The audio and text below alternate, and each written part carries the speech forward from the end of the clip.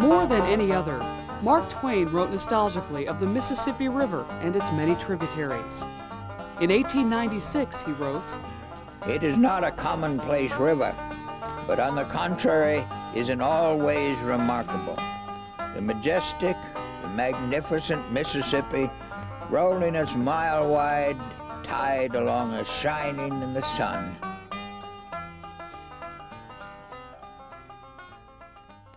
But at flood stage, the nostalgia faded. Twain quotes Captain Marryat, writing in 1837. "It's a furious, rapid, desolating torrent, loaded with alluvial soil, and a few of those who are received into its waters ever rise again. When the water begins to flow, it's time for the people thereabouts to move. The water cleaves the banks away like a knife. By the time the ditch has become 12 or 15 feet wide, the calamity is as good as accomplished, for no power on earth can stop it now. When the width has reached 100 yards, the banks begin to peel off in slices, half an acre wide. Instead of reminding you, like other beautiful rivers, of an angel which has descended for the benefit of man, you imagine it is a devil." As cities grew along the river, engineers built flood walls to contain the water. But in 1993, a year of record rainfall in the Midwest, the river once again renewed its desperate endeavor to find a short way to the Gulf of Mexico. Heroic efforts to bend the will of the river remained, as often in the past, futile. People tell me that the levees have held the water in such a narrow space. The river capacity isn't near what it used to be back in the 30s and 40s and 50s. You can only put a quart of water in a quart jar. You can't put a gallon. The thunder of summer storms and the rush of water over broken levees faded to a deathly silence. Mark Twain described the flood of 1882. "Almost every living thing seems to have departed,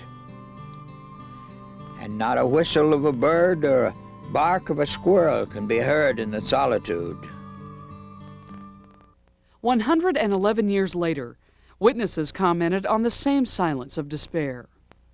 The trees that we've planted in the last 2 or 3 years, they're gone. They drowned. The animals aren't here anymore. No, nothing, no tractors, no cars, no birds in the trees. This family took a boat ride to their farmstead along the river. They made a video of what they saw. There's our wheat, Julie. Where? In that wagon. There's the cornfield. Cornfield right there. When the river broke, our corn here was probably, I would say, about 12, 13 feet high, and we couldn't even see our cornfields and our beans. Needless to say, you couldn't see any of them, and all of our buildings, some of them were floating off. And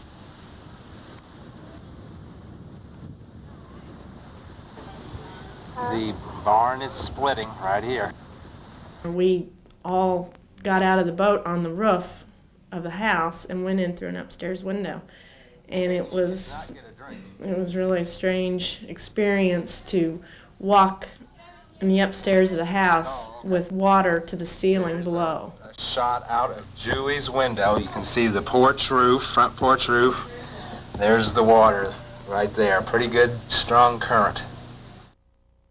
Soon, Mennonite Disaster Service arrived to break the silence with the sounds of renewal and hope. What they found moved even the experienced disaster volunteer. Yeah. Looks like there's plenty of work here. You can't go away from a place like this and forget it. I'll tell you that. I've never seen anything like this. Oh, I think this is by far the worst I've ever seen, especially in the flood area. I've seen places already where in a tornado, you know, everything is gone.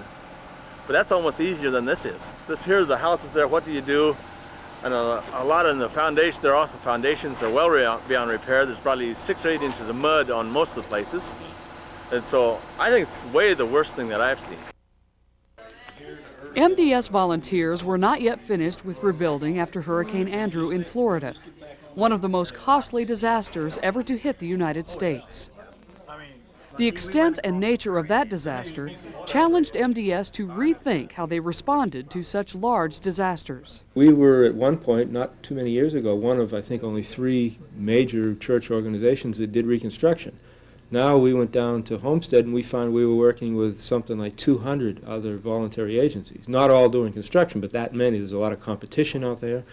Also, with all the ecological kinds of considerations now and all the new zoning and all the sophisticated building codes, especially what we found in Dade County, it can overwhelm you with regulations. Now they were called upon to begin cleanup and reconstruction in the wake of the worst flooding in the nation's history. Again, MDS was faced with rethinking its traditional way of responding. It's a real challenge, and frankly, some people don't know what they're going to do. One of the issues here that we've never seen before is the longevity of the event. Normally, within a few months, FEMA's done and out of an area, but with this disaster, the water stayed up for almost 4 or 5 months in some areas, and so the recovery process has been much longer than a lot of people would have anticipated with a normal disaster. They better not hold out too long. MDS knew that the needs of people driven from their homes would be different this time. I won't have a neighbor that I can see. There's not going to be anyone else around. Shattered dreams in the wake of broken levees would take time to rebuild. And the house in that direction, it's not coming back. Families unable to return home for 6 months or a year would need more help than just cleanup and repair. It makes you feel like your life is totally out of control. You gotta laugh. If you don't laugh, you cry. We just bought it and remodeled it, and now we're having to leave it. So yes, it's very hard to leave it. To assist in assessing the needs of individuals and families, MDS again partnered with Mennonite Health Services. Paul Unruh, a mental health specialist at Prairie View Mental Health Hospital, traveled to the ravaged areas with Eldon King, pastor and MDS chairman.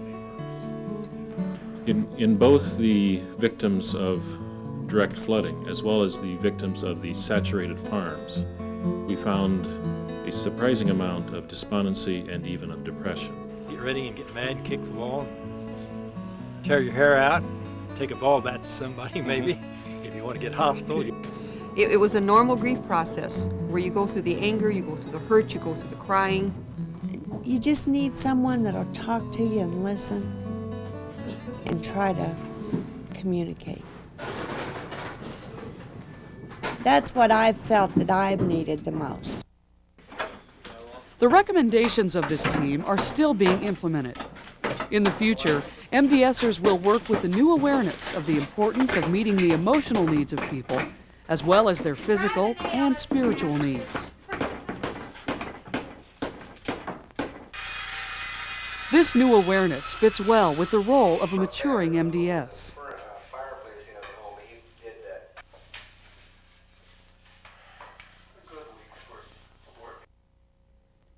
Like the river seeking new channels to the sea, MDS seeks new, meaningful ways of showing God's love to those in need. Well, I'll never forget the 25th of July ever in my life. As MDS expands its role, many more demands are placed on its leaders than in the past. Project leaders now not only work with MDS volunteers, they must also work with the military, local governments, new agencies with no experience in disaster work. As they come, when I got to Keithsburg, I thought I was going up there to set up an MDS project. And when I got there, I found we had anywhere from 50 to 75, sometimes 100 volunteers a day coming in, and I didn't know who they were. And that's pretty difficult. To cope with these new realities, MDS leadership has also had to make changes. Today's project leader needs more skills in human relations and team management than ever before, and they must be available for longer terms of service. These requirements, added to an increased number of large disasters, has sometimes meant a shortage of leaders at project sites. For many, lending a helping hand is more than just work. For some, being an MDS volunteer means giving something back, repaying what you owe, to total strangers. It comes out of the core of who we are as a people, that out of the realization of what God has done for us, we feel we are called to participate with God in the helping of others. I wasn't satisfied with just going to work and letting that be the rest of my life, and I wanted to serve Jesus somehow. And in June, when I heard about the flood, I just felt that I could come down here and maybe do something to help out. And so here I am, and I'm doing something.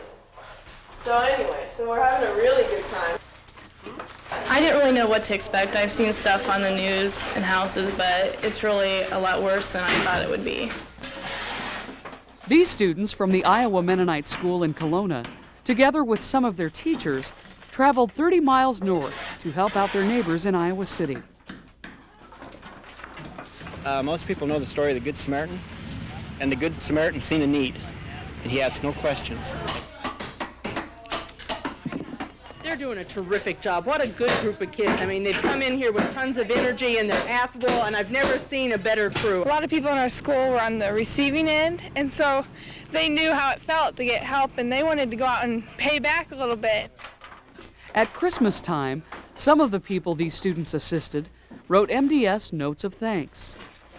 I wish I could personally thank each and every one of you. Everyone was so cheerful under the worst of working conditions. You lifted our spirits and surely renewed our faith in God. One does not appreciate the sight of earth until he has traveled through a flood. My grandparents lived there before I did. My folks lived there. My dad was born and raised there, and I've been there all my life. And it's just home. And we're strong. We've been here long enough. We'll bring her back. So this is just home. You can't just walk away from it. The remarkable tenacity of the people here to their homes is beyond all comprehension. The love for the old place is stronger than that for safety.